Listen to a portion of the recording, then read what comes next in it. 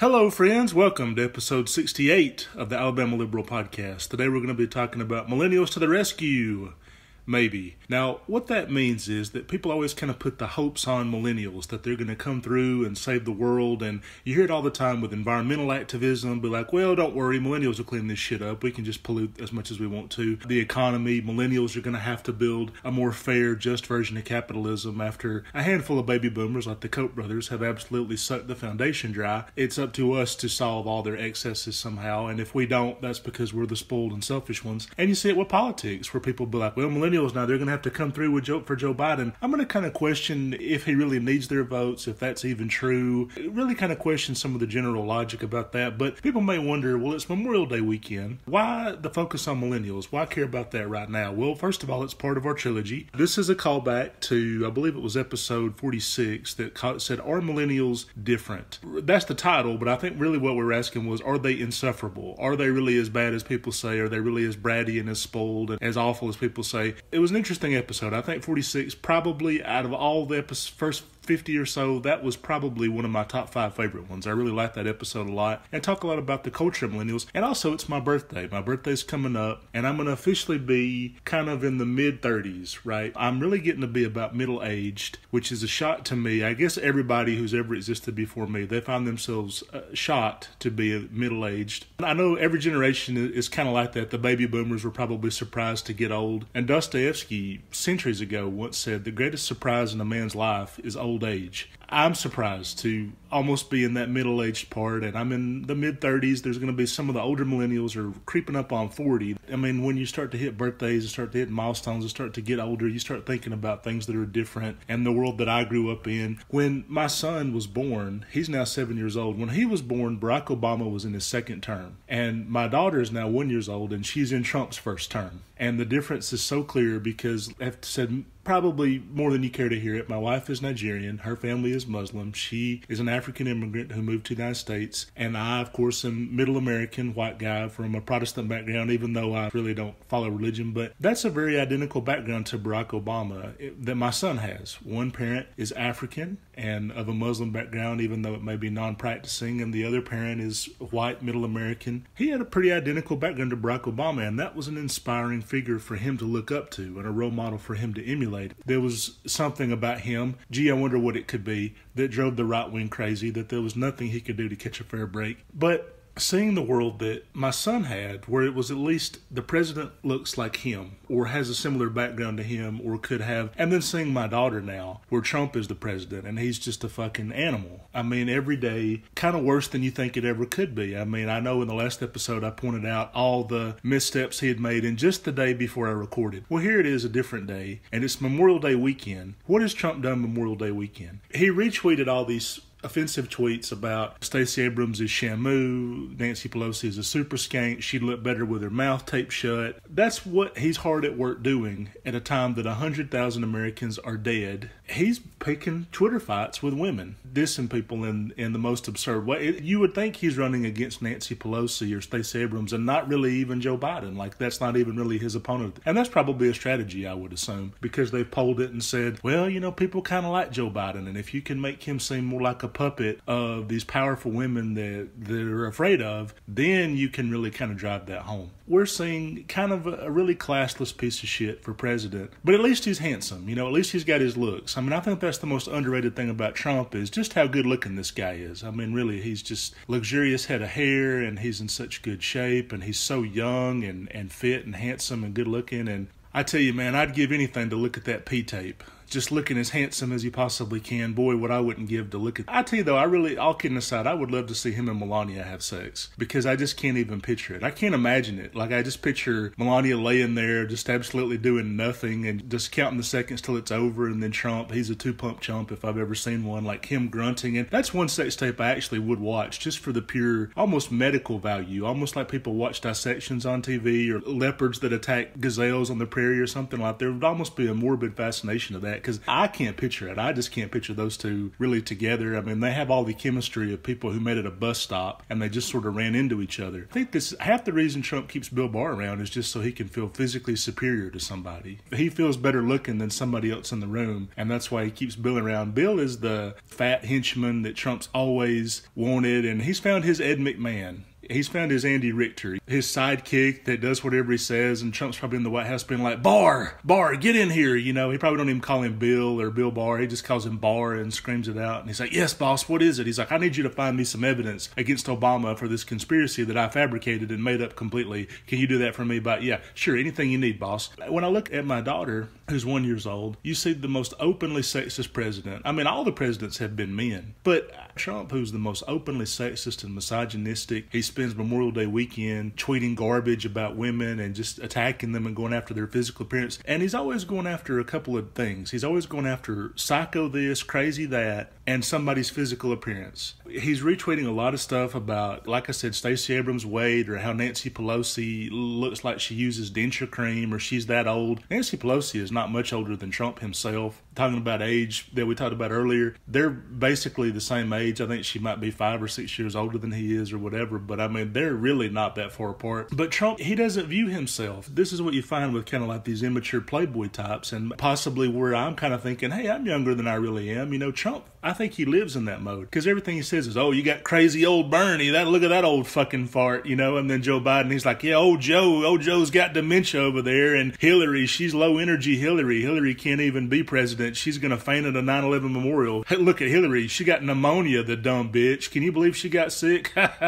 What a failure. And he's always kind of putting down these people that are his age. I mean, they're all in their 70s. I don't look at Trump as the model of physical fitness that he thinks he is. And that's one of those things that you hear Joe Rogan talk about, where he's like, well, I'm going to vote for Trump because he's more physically fit than Joe Biden. That's because Rogan is a bimbo himself. Like, he's this former MMA aficionado or whatever the fuck he was doing with that, and he works out all the time, and he hunts with a bow and arrow, and he kills his own meat, and he says, oh, back in January and February, I ate nothing but meat, and my energy level was phenomenal. Of course, he'll be dead of a heart attack in 5 years, but who cares, right? You look at that as a very immature stance of it almost being like, oh, he's in better physical fitness condition, and he can run circles around them. Who knows if that's even true, but that's just really not what I'm looking for necessarily with the president. When you have some president who is older, the wisdom of the office and the experience of the office is sort of what you're being drawn to. And that's why Trump's such a strange creation, because he is old as shit, but he's totally immature. He's got no experience. It's being proven every single day with the coronavirus. People half his age, like Pete Buttigieg, they seem like they're the same age as him. And age really does become like nothing but a number. You know, I'm going to reveal this, and I'll probably get killed for saying this, but my wife is older than I am, and she probably would kill me if I said that. But a lot of people don't know it because, you know, number one, she's dark-skinned black, and I look older than she does. People probably think that I'm older than she is because I'm a typical white guy falling apart at the seams, bags under my eyes and whatnot. When you're mature, you kind of forget about those age differences, like they collapse. But a lot of times I was always drawn to women that would be a little bit older, and you meet all these women and be like, well, I don't want to date you because you're younger than me, and I need a guy who's older than me and wants to get married. And of course, the thinking of it would be, well, if he's 40 years old and he's not married already, what makes you think he wants to be married? If you meet the guy who's 40 years old and he's still single, and I mean, he's probably not going to give that up so easily. And if he does, he might want somebody a lot younger than you are, right? I don't know. I'm just saying it that way. People get really caught up in the specifics of age and all that stuff. And when people say age is a number, that's usually just an excuse for like the Real Housewives of Beverly Hills who want to pretend that they're 30 years old and they're really 50 years old. My wife was watching it and I was walking by, and they were talking about one of the women. They said something about Ramona lives in the 1980s. She still hires people based on the way that they look. So if you look the part, you've got the job. Like, it's all about how attractive you are. I think Trump is that same person. I think he hires people based on how they look. Like this new White House press secretary, Kayleigh, whatever her name is. I don't even want to learn her name. Like, that's how disposable these people are. They've been like 4 since he's been president, and I'm sure there'll be another one. By the end of this year, there'll be another one. He hired this woman because she's blonde and young and hot and looks like Ivanka. Like, he hired her because she, like, oh, she could be Ivanka. I just just think she's going to do a great job. He probably plucked her out of the next one's going to be a McDonald's general manager, like an assistant manager at McDonald's that he plucks from obscurity to come be. I'm sure in the back of his mind, he's thinking like, oh, we finally got rid of that Frankenstein, Huckabee Sanders over there. Like Sarah Huckabee Sanders, I worked at a grocery store when I was a teenager, and there was a woman who worked at that grocery store that looked just like Sarah Huckabee Sanders, and her nickname was Tugboat. Everybody called her Tugboat. Not to her face, I don't think, but I never understood that part. If she knew about it or not, I'm not sure. And they put her way in the back. Like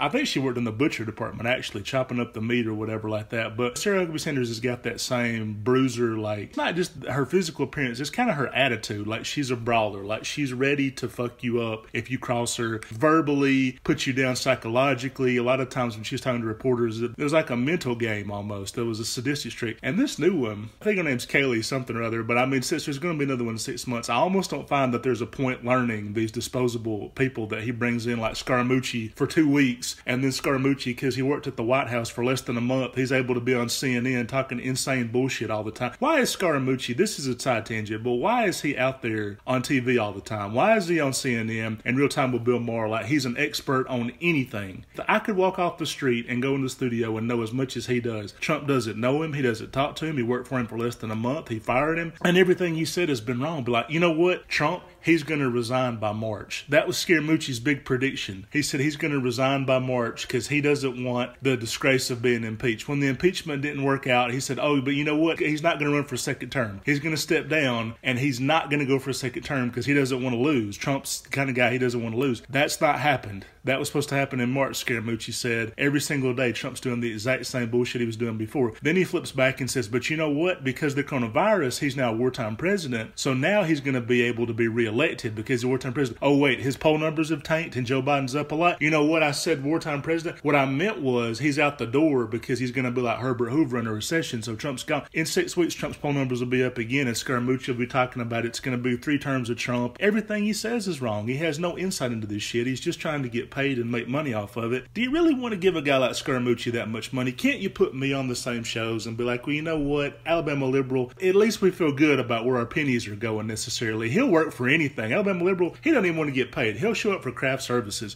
Pay me in ham sandwiches and I'll be there, my friends. But I look at it and I mean, it's kind of a scary time because we've got 2 small kids. The economy's in free fall. 100,000 people are dead. It's Memorial Day weekend. Memorial Day weekend is a layup for any president. All you have to do is say, look at all these troops that have given their life and support for this country, that have saved America. He can't even do that. You can always tell when Trump writes his own tweets or not. Like, I'm sure on Memorial Day there will be something. They'll be like, oh, thank goodness for all the troops that have given their lives and bravery for our patriotic union. But everything, you can tell that he will not have written it because everything will be spelled correctly and the grammar will sort of make sense. It won't be like one huge run-on sentence with 5 periods in one sentence and then no periods in 2 sentences that should have. Grammatically, it'll be like cohesive and it'll be clearly somebody else wrote it or whatever. There was one tweet, he was trying to talk about like how there was no evidence to impeach him, and he said there was 0 evidence, but he put 0 in quotation marks. So it's almost like saying, well, there really was evidence, or I wouldn't have put this in quote marks. So he's always using quotation marks wrong. He puts things in all caps. It's a mess. And those tweets,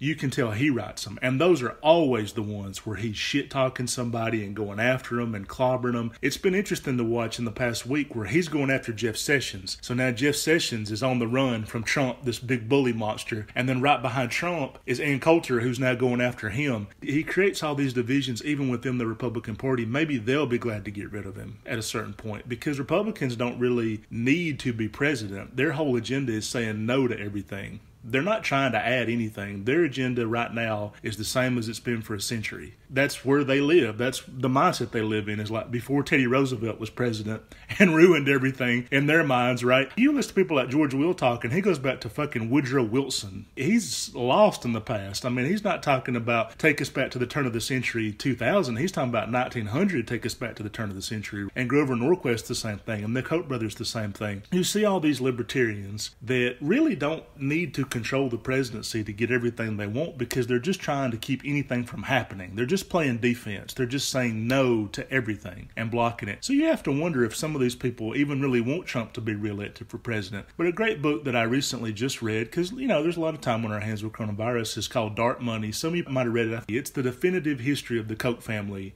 why they're such bastards and how they ruined America. And I did one of the most popular things I've ever done on Alabama Liberal was something called The Biggest Assholes in American History, and it was a countdown. And the second biggest asshole in American history was Fred Koch, the Koch brothers' father. This is a guy who was vehemently libertarian on paper, but how did he make his real money? Well, he did a bunch of oil refineries for Joseph Stalin in the Soviet Union, and he also did refineries for Adolf Hitler in Germany, and he expressed admiration for Germany and Japan and Italy during the height of fascism. Strategic target in World War II for the Allied powers was blowing up his oil refineries in Germany to cripple their supply lines and stuff. You have this guy who on paper is all about freedom and individual liberty and bullshit, but he has no hesitation to go work for literally fascist regimes and is quite actually almost a cheerleader for them, like advocating for them at that point. And then communism is evil. He thinks Dwight Eisenhower's a communist and communism's got to be rooted out. How did he make his money? From actual communists. Joseph Stalin actually is the way that they built their fortune and everything. So when they talk about communist infiltration of America via Martin Luther King Jr. and the Civil Rights Movement, the communist infiltration in America is the fortune they made to control American politics from actual communists and Russians. It's total bullshit, total hypocrisy, and that's what you see with the Charles Kochs and the David Kochs of the world. They're all about individual liberty and freedom, and you got to make your own destiny, and you got to climb up by your bootstraps as long as you inherit $5 billion.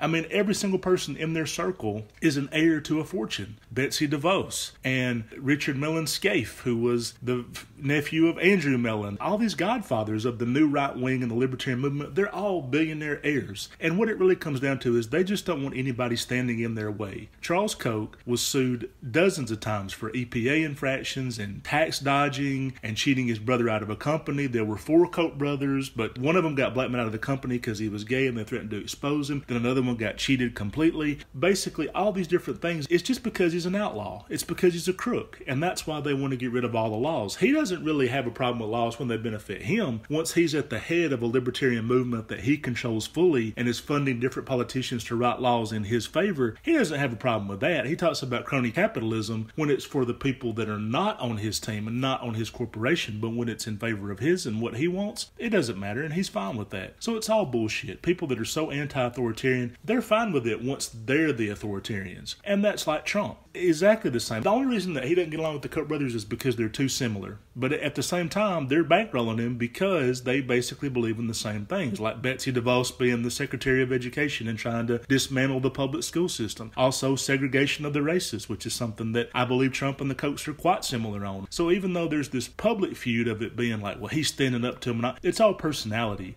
It's just because they both want to be the big dogs. The Kochs would prefer someone like Scott Walker who lick their nuts and tell them, yes, sir, no, sir. Trump's not going to do that, but at the same time, they're ideologically in the exact same place. Big business is good. Government sucks. Government can do nothing right because they stop me from doing wrong. People used to say, well, the states don't have the right to do wrong when they want to do something. The Kochs don't believe that. Big business has the right to do wrong. If they want to dump toxic sludge into the ocean and the EPA stands in their way, the EPA are tyrants. This underfunded, understaffed government agency going up against the 8th and 9th richest people in America, they are somehow the underdogs against the EPA jackboot thug tyrant types, right? And I'm worried about this because millennials, I feel like, are going to be susceptible to this one day. I've said before that today's liberal is tomorrow's conservative. You have the baby boomers, who were the most liberal generation in American history. At the time they were young, you had the hippies, the flower power, the wild child, free love, drugs, sex, rock and roll, all that good stuff that you agree with, right? Campus protesting radicals. Somehow they become the yuppies, and somehow the yuppies become the Tea Party. So within 50 years, we've seen the most liberal generation in American history go into one of the most conservative in American history. The Tea Party people and the most conservative baby boomers today are to the right of everything that their parents would have been to the right on. Their parents would have never even thought about abolishing a progressive income tax system or dismantling the social safety net or privatizing Social Security. These are ideas that were not even talked about in the 40s and 50s and would have never even been considered. So we're seeing generations move further to the right. And to the right of the Tea Party, we have the alt-right. The alt-right comes from Gen X. Gen X was even to the left of the baby boomers. It would be like the baby boomers, they believe in flower power. We believe in no power, man. We're anarchy, this and that, reality bites, grunge, Kurt Cobain. It's not cool to care. It's not cool to give a shit about anything. It's not cool to give a shit about black people's rights because you're in the alt-right. Like, it's not cool to care about civil rights. I guess you could almost see that evolution making a little bit more sense, because if you go from a place of nihilism and nothing matters and nothing really is worth fighting for, it's not that hard to go from that idea to basically being like, we're the alt-right, we want to tear it all down and dismantle everything, except now it's the social safety net and the civil rights movement, and basically you don't have a right to exist because we don't say so. That's not as far a leap to me, but that's still a scary leap. People that would have been Ethan Hawke and Kurt Cobain fans 20 years ago to now they've got a tiki torch. They look like a Nordstrom's ad from hell or something. They're all wearing polo shirts and got tiki torches and they're marching outside for Confederate rights. It's almost like, whoa, where did these yuppie-ass frat boys, who made them so angry? Like, who stole their Coors Light that was going to take the chill off of them? So I'm feeling that millennials are headed in that direction. You can sort of feel it, that even though millennials are supposedly so liberal and so out there and so wackadoo, according to Fox News and Megyn Kelly and all these dinosaurs that don't know what the fuck they're talking about, I don't think millennials are as liberal as a lot of people think. I think the bulk of millennials don't vote that much, first of all. They're some of the least reliable voting demographic in America. And that's always kind of been true. The youth vote is notoriously hard to pin down. So when people say things like, well, Joe Biden, he's got to get the youth vote or he's finished, actually not true. Actually, in my lifetime, the highest youth vote was for Michael Dukakis in 1988. And he's the only Democratic candidate in my lifetime who's lost by a landslide. It's been either Democrats win the popular vote or John Kerry lost very, very close in the Electoral College. He's the only one that's lost the popular vote and Electoral College by a pretty big margin. The only one in my lifetime. And he had the highest youth voter turnout of all. Even in 2008, which they say Barack Obama, without the youth vote, he would have lost. That's not true at all. Barack Obama, the only place where it made a difference was Indiana and North Carolina, and he still would have won in 2008. He still would have won in 2012, even though he had a pretty big number of the youth vote, and even that wasn't as high as 1988. In terms of the Electoral College and the presidential race, the youth vote has never mattered. It's never been as big a chunk of the percentage as you need to actually become president. And that's why I think it's way better that Joe Biden, he's actually popular with the people you need. And I've said this 5 times. I'm going to say it 6 times because I believe in that phrase of, you say things 5 times, people don't hear you. You say things 10 times, they begin to hear you. And this is so ingrained in people that the Democrats need the youth vote. If they can't excite the youth vote, they're going to lose. It's so ingrained that it's never even questioned that it's not true. And it's not true. You need older voters because they vote disproportionately. You need rural voters because the way the Electoral College is set up is the way the Senate is also set up, which it gives unnecessary power to rural areas and states. James Carville said that only 18% of the country controls half the Senate. But I mean, look at it. South Dakota and North Dakota get double the power in the Senate that California does. California has 15% of the entire United States, and we have 2 senators. And North Dakota and South Dakota can outvote us on everything. It doesn't really make sense. And that's why the Senate, I'm honestly surprised whenever it is in favor of the Democrats because the numbers are so skewed and so lopsided. They get 20 Senate seats. Not even a question. Not even a question. And that's not true for Democrats because Ted Kennedy's Senate seat went to Scott Brown, a Republican. California has had Republican senators. It's not true that those seats are just guaranteed for Democrats. Every Democratic area is more in play. Arnold Schwarzenegger was the Republican governor of California. He almost ran it in the ground and it was close to insolvency. But you could at least say that the governorship of California is a hell of a lot more competitive than the governorship of Wyoming. New York City, before Bill de Blasio, it had 20 years of Republican rule. Supposedly the most liberal city in America. They had Giuliani and Bloomberg back to back. I know people say, well, you're just cherry picking this and that. And I'm like, yeah, but I'm just trying to show you that even the most liberal city and the most liberal state and the most liberal Senate seat, Ted Kennedy's Senate seat, they've all gone to Republican hands in the last 20 years or so. And you can't say that about every single area of the Republican map. Almost no areas of the Republican map. When Doug Jones won the Alabama Senate seat, it was like a miracle. And he was running against a child molester, the least popular Republican candidate you could imagine in Roy Moore, and people were still shocked that he won a narrow victory over him. And now everybody's saying, well, Doug Jones, he might as well go ahead and pack his bags because whether it's Sessions or Tupperville, he's going to lose. People are already writing him off and saying he's lost. That's one of the reasons that it's so enjoyable to watch Trump going after Sessions. Then you got to think, well, what if Sessions is the nominee? And all these Trump lunatics, they've been told that Jeff Sessions is terrible. And it's like, how motivated are they going to be to vote for him? Really, though, would Doug Jones, would he be better off against Tuberville or Sessions? He might be better off against Sessions just because of how much Trump has shit on him and sandbagged him and hated him. And in 2016, I mean, people are going to show up to vote for re-election of Trump, but just because they're voting for him, are they going to vote for a guy that he's publicly said has led to misery? He literally put in a tweet, he's ruined so many lives. It's going to be very hard for Trump to go out and endorse this man versus Doug Jones. It'll be interesting to see what happens if Sessions beats Tuberville in the runoff. When you get into the question of, are millennials going to wind up being more conservative? I'd like to go ahead and coin the phrase the new Eagles. You use it, and that way maybe control it that way, because if you know that the baby boomers are eventually going to be the Tea Party, which was an AstroTurf movement. I brought up the Kochs earlier because I don't think people realize the Tea Party, it came from nowhere because there was no real populist anger against the deficit. They created it, and they created that in the taxes. And by the way, they're going to do the same thing to Joe Biden this next time. I'm already seeing it. I just read an article being like, well, what about the deficit? Now that Joe Biden's up in the polls, now people are concerned with the deficit. They haven't given a shit about it for the whole time Trump's been president, but now that they already see the writing on the wall, they're already laying the breadcrumbs to be like, oh, something's got to be done about this. The second Joe Biden wins, the week later, they're going to be like, well, we got to impeach him because the deficit's going to be too much. We just can't handle this, people. The deficit hawks will make a miraculous comeback, and Americans have got to be smart. We've got to not be so fucking stupid that we fall for this again, because the whole time Reagan's president, he's running up these massive sky-high deficits. We don't give a shit. Then all of a sudden, Bill Clinton comes in there, and we want him to be fiscally conservative, and he kind of was. I mean, he left office with a budget surplus. The first budget surplus they've had since, Andrew Jackson or whatever? So, I mean, the first time they've had one in a long time. Then Bush comes in there. He squanders it all on a tax cut that nobody needs. Medicare Part D, the Iraq War, the Afghanistan War, Homeland Security, ran up a massive trillions of dollars worth in deficit. Al Gore wanted to use that money to expand Social Security, but Republicans don't like that. They probably couldn't wait to spend that money because they thought, well, if Social Security's solvent, then we have no excuse to privatize it and fuck these people over. So we got to get rid of that as fast as we can. We got to clear out the balance sheet as fast as we can, so that way if the government's so broke, we can be like, oh, well, we really need to privatize Medicare, and we need to privatize Social Security. We just can't afford these two big programs. These programs that they've never liked and always hated and always wanted to get rid of, they want the government to be as broke as possible. So then they have an excuse to fire all the people at the EPA, zero out the EPA, which is what they've said over and over again, get rid of the Department of Education. They can slash the federal government's departments down to nothing. They can privatize programs they've never liked. They like there being all these deficits, but it's never a problem when they're in office. So then Bush runs up a sky-high deficit, just unbelievable. Then Barack Obama gets elected. 6 weeks after he's elected, the Tea Party is miraculously formed to fight the Kenyan socialist, Marxist, communist, gay, Muslim Brotherhood fighter that is Barack Obama,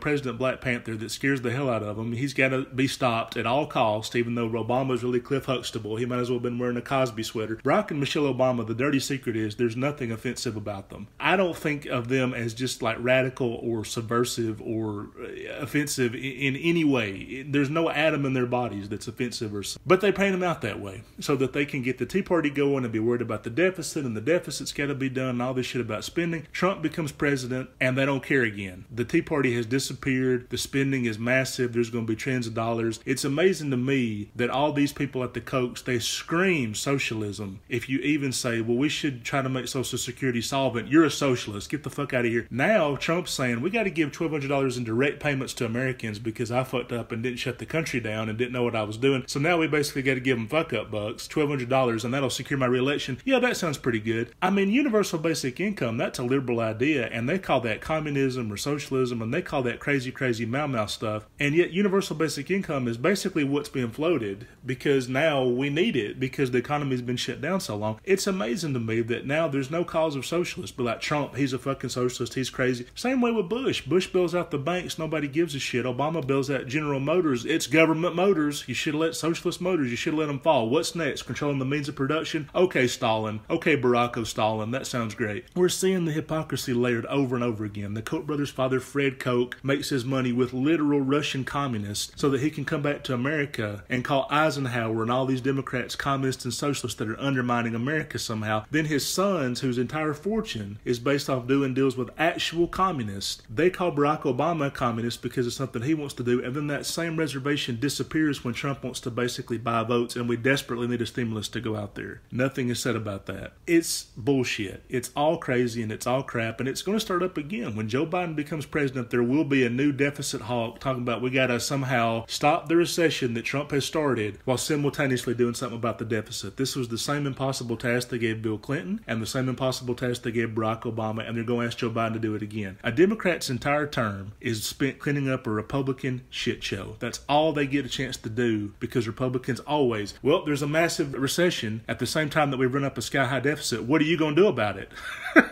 Like, they're the assholes who created this mess or fixed it. If Joe Biden had ran in 2016 and won, like let's say there's no Hillary, Joe Biden wins against Trump, he becomes 2016 to 2020, that would have been the easiest term. He would have been Calvin Coolidge, my man. You know, he would have just been chilling, eating ice cream cones, riding Amtrak trains, wearing sunglasses, showing up, kiss babies and cut mall ribbons. You could have left the country on autopilot at that point, and he probably would have had a great cabinet of seasoned professionals, people who knew what they're doing. Everything would be running smooth right now, and we wouldn't have to be lurching from crisis to crisis. And the reason that I lay in over and over again that there is always a crisis when a Republican is in office, Hoover and Nixon and Reagan and Bush and Trump, it never changes. The ideas are the same. They never change the ideas. They change the messaging. They change the face. They go from the new right wing to the libertarian movement to the Tea Party to the Freedom Caucus. The face and the message changes, but the ideas are always suck. They're the same fucking ideas since Andrew Mellon basically invented trickle-down economics when he said, you know what, if we cut taxes, that's going to promote growth. And it didn't matter that he was Treasury Secretary at the time of the Great Depression, and that led the stock market to collapse, and that's what started the Great Depression. Trickle-down economics, it's the same rotten ideas of giving fewer people more money and more power, and somehow you're going to promote economic growth out of that, and everybody's going to be prosperous. And it never works. It's never fucking worked. In 75 years, it's never worked. But they don't seem to care. It doesn't seem to make any difference. Of course, I'm thinking about this as my birthday dawns, and as I'm trying to think about the future and the new eagles of the millennial movement that I'll be having to fight and control. We should do that. Liberals should create the new conservative movement, because it was AstroTurf to begin with. As I said, the Tea Party was created by the Kochs, and alt-right was created by a handful of wealthy Russian oligarchs and some different people, like same Koch brother business people that they've been doing business with all these years. All these are AstroTurf movements. So why don't we create one for the millennial conservative movement? Call it the New Eagles and be done with it. And they'll be like, oh yeah, I like that. New Eagles, we're strong and we're independent, and this is going to look real good. A bald eagle next to my swastika tattoo. I like that. That's going to be like a real good thing to do. What will millennials really be able to do? How will we be able to fix this mess that we're inheriting from all these different people? And of course, you know, I'm giving this podcast a day or so after Charlemagne the God, who's a dick, he's an asshole. He got into this with Joe Biden about, what are you going to do for me? Why should I vote for you? Well, first of all, Charlemagne probably don't even vote, because he made similar comments towards Hillary and Trump back in 2016. What's Hillary Clinton done for us? He probably is not even going to vote, is my suspicion about it. If he does, he probably lives in New York or California. I don't know exactly where. I could Google it, but I don't care enough to look it up. But he probably lives in a state that's not a purple state, not a swing state. His vote's not really going to make a difference to begin with. But because it's 2020, and because anybody with a following we now have to talk to, Bernie Sanders has to be interviewed by Cardi B, and Joe Biden has to go on Joe Rogan's podcast or what. No, he can't even get on there because Joe Rogan makes fun of him or whatever. But Bernie Sanders has to be interviewed by Cardi B and Joe Rogan, and oh, you know what? How about a disgraced Fear Factor host and a former stripper that used to drug people and rob them? I like how politics has been so subverted by Trump. This don't even look strange. People do stuff like this all the time, and it doesn't even look weird. But like, well, a former reality show host is president, so I guess it makes sense that Joe Biden's talking to a guy who named himself Charlemagne the God. That's not a strange thing at all to be talking to a man who really is just a failed rapper who self-admitted wasn't that good at rapping. So he went the Joe Rogan route of radio and podcast hosting because it pays better. It's the only thing he really could do, quite frankly. Somehow this mediocre rapper who rebranded himself as a mediocre radio host is able to call himself Charlemagne the God, as though that's not the most egomaniacal bullshit-ass thing. What if I asked people, call me Brody the God? How well would that go over? And you see people talk that way sometimes. What's up, my king? What's up, my queen? I'm just a king looking for my queen. If you call yourself a king looking for your queen, if you're a woman out there, run. Please fucking run away from dudes like that, because honestly, there's no way that guy's not an asshole. There's no way he's not a dickhead, right? Like, if you just referring to yourself as a god or a king, there's something about that that's so fundamentally repulsive. And I'm not even the humble guy. I know I have an ego as much as anybody else, but there's just something about that that's strange to me. And you almost see that rise of, it's like the self-help movement movement flowing into the hip-hop movement and then co-opted that. And you see that with some of Trump's support among black men. And I see some black men that do like Trump. And it's almost like it's the guy who's got the Scarface poster on his wall. You know what I mean? Like, it's the guy who idolizes gangster culture. And it's like, Trump, he's a gangster. He's getting shit done. He's not putting up with no bullshit. The same guy who likes the rap lyrics that have bitch, bitch, bitch, bitch, bitch every 5 seconds. That's the black guys that support Trump. So when Joe Biden says, who are the black people that support Trump? Who are they? Because I've met a couple of them. Like, they've got the Scarface poster on the wall and they idolize the misogyny of rap music. And they like that Trump says Nancy Pelosi's old and dilapidated, needs to tape her mouth shut, get back in the kitchen. They relate to that in a kind of a way. And they like that he sort of balls out, obnoxious, larger than life, and telling people what to do and kind of acts like a king and be like, Bart, get in here, investigate this guy or whatever. And I feel like they never related to how timid Obama was, or so they view it as. They view it as Obama was timid, he was tedious, tiptoed around too much, he wouldn't sock him in the nose, he wouldn't give him a full. I know there was one point where Obama criticized Kanye West. He said when Kanye West got up and took the microphone from Taylor Swift, he said, because he's a jackass. And they didn't like that. They like that Kanye West is a guy who runs up on stage and takes the microphone away and says who really should be winning or whatever. And Trump is more that kind of person. He can introduce a Presidential Medal of Freedom winner and be like, hey, this guy just killed ISIS. But let me tell you right now, that guy couldn't have done it without me. He needed me to be able to do that. They like that he's sort of that egomaniac type dude. Where I'm going with this is Joe Biden's there and he's like, look, if you need to choose a tough choice between me and Donald Trump, you ain't black. And you could say, well, you know, who's Joe Biden to say that? He can't speak for every black person and all. But at the same time, I want people to really think a little bit deeper on it than that. You have a guy who you could say maybe has no business talking about politics, presidential candidate for the Democrats, right? Like this serious person who's going to inherit a coronavirus death total and an astronomical recession, and now he's got to convince a former rapper why they should vote for him over Donald Trump. But I also think that there's something else beneath that, which is basically this idea, and you see it all the time on Twitter and social media, I mean all the time, that the Democratic Party, they take black voters for granted. They don't do anything for black voters. Black voters don't matter to them. They're using them for their votes. They don't really support them. They don't really come through for them in a crisis. And yet the weird thing about it is when you look at the conservative base or some of the white-collar working class people, the white working class people that have used to be for the Democratic Party and have abandoned them, they think the exact opposite. They think the Democrats are solely obsessed with race and with black people and with stopping racism and stopping microaggressions or PC this or that, or they just want people to bend over backwards. I heard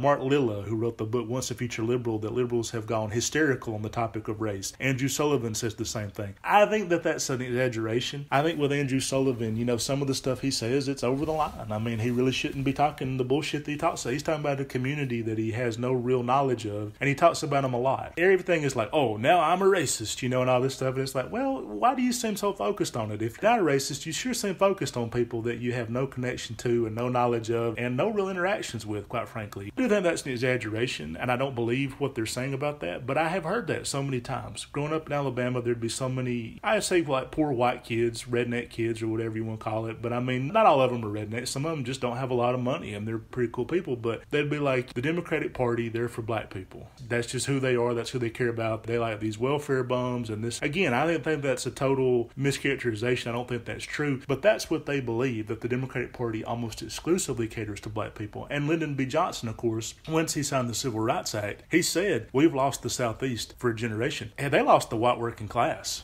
Period. It wasn't just the Southeast. It was some of their strongholds in the Midwest and Pennsylvania and places like that that became purple that were not before. Some of the labor union votes have been peeled away because of, really, you could say social justice warriors. And that's not fair. I don't agree with that. But I'm just saying the reality of the Southern strategy, all the different comments that we've heard for 50 years, which is basically pulling the white working class away from the Democratic Party by saying they only care about black people. And then the reality of going into like Twitter and Charlemagne the God and different people just saying, well, the Democrats never do anything for us. They take us for granted. They throw us to the side. There is a massive disconnect between these two positions. Maybe they're both exaggerated. Maybe the truth is somewhere in the middle, that the Democratic Party, the black community makes up a disproportionate amount of their base. That's partly because the Republicans know that the white working class is 4 times bigger. Black people in America are less than 13% of the entire country. Once you start excluding people that are younger than 18, people that are in jail or have a record and can't vote vote because they've had their voting rights stripped away, people that don't have voter IDs, voter suppression, things like that. You're not probably even talking about 6% of the people that can vote. Once you look at that and think, well, there's kind of that small group, and we could appeal to them too if you're a Republican, or we could go after that big whomping 30-40% of the vote that's white working class and kind of resents all the attention that. No, I don't necessarily think that black people are required to vote for Democrats. I don't think that they have to vote for Joe Biden just because he was Barack Obama's vice president. But all of these were questions that made more sense in the primary. People say millennials are spoiled. I don't believe that, because millennials, in almost every way, they're inheriting an economy worse from baby boomers than the ones baby boomers inherited when they were our age. When you were our age, the wages were livable. You could survive on them. Millennials, every millennial you meet is living with their parents. They're in the basement, they're in the bunker. So many millennials that I meet and I talk to, they don't even think it's weird to live with their parents. Be like, yeah, I'm living with my mom, and be like, but you're 30 years old. Why are you? Be like, well, my mom got sick and I need to, and it's like, she had a cold for 2 weeks. This is not about you taking care of your mom. Like, you're taking care of yourself. There's just so many people that don't even find it to be odd to be living at home. And they say things like, well, rent is too expensive. In Los Angeles, the worst homeless problem in America overlaps with the fact that a 2-bedroom apartment in a crummy building is $3,000 a month in the right districts in Los Angeles. In Los Angeles or West Hollywood or Santa Monica or downtown LA, the places that you might actually want to live in, a decent apartment is $3,000 a month, and not even a particularly fancy one or spacious one. That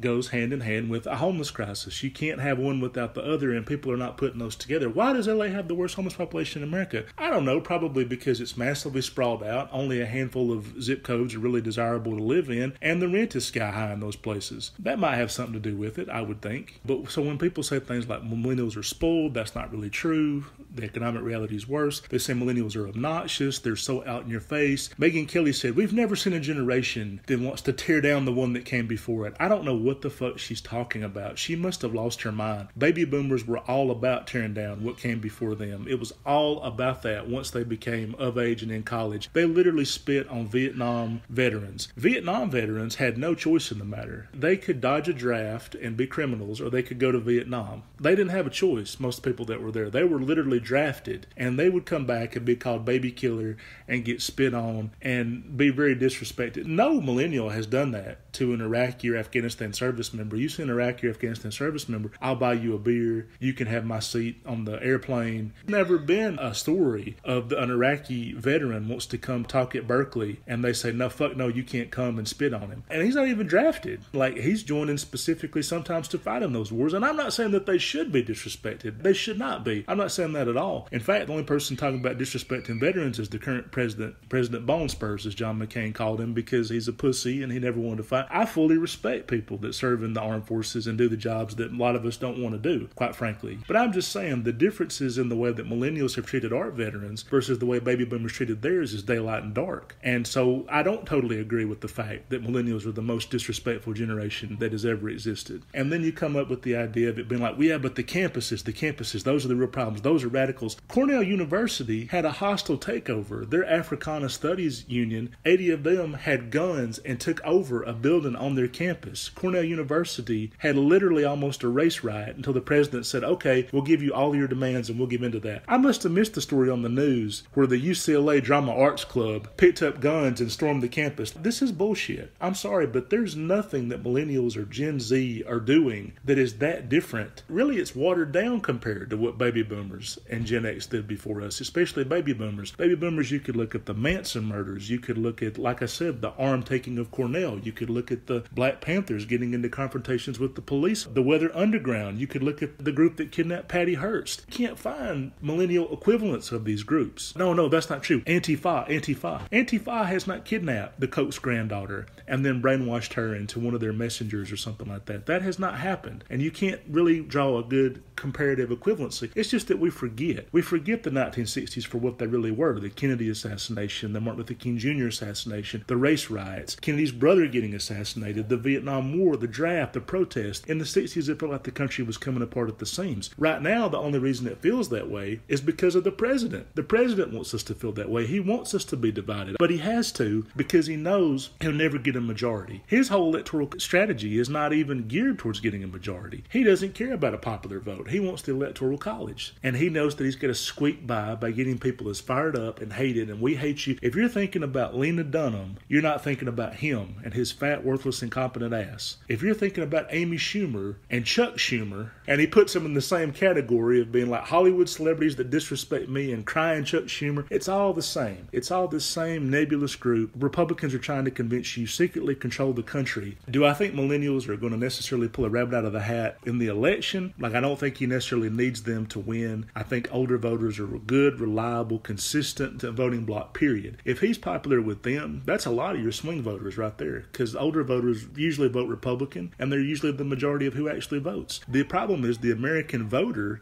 is no longer the same as the average American. The average American is younger, browner, more liberal, but the American voter is whiter, more rural, older than the typical American. It's really a question of who's actually voting. And Biden is really good with the people who actually vote, and that matters. That also matters in terms of flipping the Senate. I see where Mitch McConnell is now coin toss, and his approval has sunk, and it's because they know that even though Trump's trying to bribe people with these payouts, these stimulus payouts, Mitch McConnell doesn't want to do it. He's what's standing between us and a second payout. Most of us probably need a second payout. Mitch McConnell's standing in the way of that. And I also want to say something about, so like I said, my daughter was born in 2019. She's not on a tax return yet because they extended the tax filing deadline. Because she wasn't on 2019's tax returns, she doesn't get a deposit check, the $500, which sucks. Parents really, really need that money. Parents of new kids, we need that money. And I'm so sick of seeing all these articles written by mostly single women being like, oh, we hear about our families and kids in the pandemic. What about single people? We have it worse than any. Shut the fuck up. Shut the fuck up and never speak again. Don't talk again ever. The fact of the matter is, if you're single during this pandemic, you don't have two kids in an apartment cooped up all day looking at you saying, what's for dinner? What's for lunch? What's for breakfast? I'm hungry. I need help with my schoolwork, because the schools are still dumping a shitload of work on people during the pandemic because they can. Schoolwork, homework, feed time, breath time, putting them cooped up and trying to find physical activities and ways to keep them entertained or whatever. I don't want to hear anything from single people about how tough it is being single and alone. They're just doing the same shit they were doing before. There's really nothing. Women are on dating apps where they have no intention of actually finding anybody to date, and now they can't go on dates on dating apps that would go nowhere. Their life hasn't changed that much. Their life is quite similar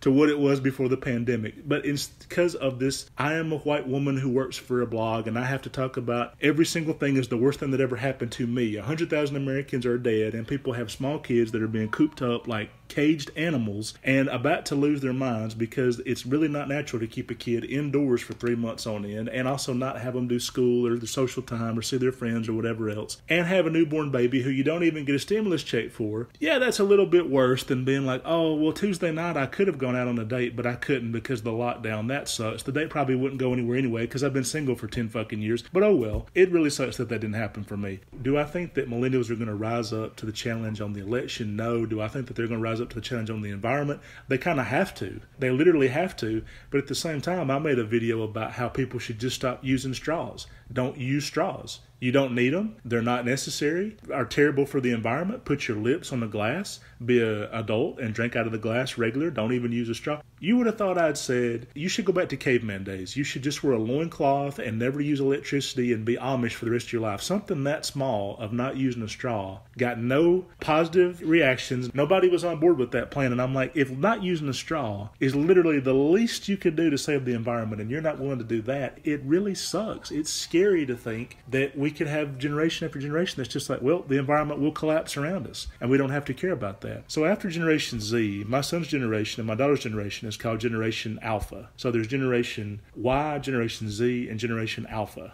And I'm assuming that after Generation Alpha is going to be Omega.